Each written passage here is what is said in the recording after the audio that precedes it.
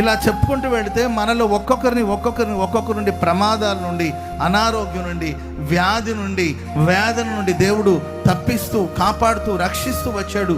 నన్ను రక్షించడానికి గల కారణాలు ఏంటి? నన్ను ఎందుకు రక్షించావు? నాకు ఎందుకు ప్రాణం పోసావు? ఎంతో మంది పాతాళానికి దిగిపోయారు కదా, ఎందరో సమాధులోనికి దిగిపోయారు కదా, మట్టిలో మట్టిగా మారిపోయారా, మట్టిలో కలిసిపోయారు కదా. నన్నెందుకు జ్ఞాపకం చేసుకున్నావు? నన్నెందుకు రక్షించావు? నన్నెందుకు కాపాడావు అని ఏనాడైనా మనం ప్రశ్నించామా? దేవుడు నన్ను కాపాడాడు అని కృతజ్ఞతలు చెప్తున్నాం. ఆయన నన్ను కాపాడాడు అని మనం సాక్ష్యం ఇస్తున్నాం. ఆయన కాపాడాడు అని మనం ఆయన స్తుతిస్తున్నాం. కానీ నన్ను కాపాడడానికి గల కారణాలు ఏంటి? వందల మంది, వేల మంది మట్టిలో కలిసిపోతున్నప్పుడు, వాళ్ళ ప్రాణాలు గాల్లో కలిసిపోతున్నప్పుడు, వారి మధ్యలో నుండి దేవుడు నన్ను మాత్రమే ఏర్పరచుకొని ఆ మృతుల ప్రపంచంలో నుండి సజీవుల దేశంలోనికి దేవుడు నన్ను తీసుకురావడానికి కారణం ఏమిటి అని ఏనాడైనా ఆలోచించారా?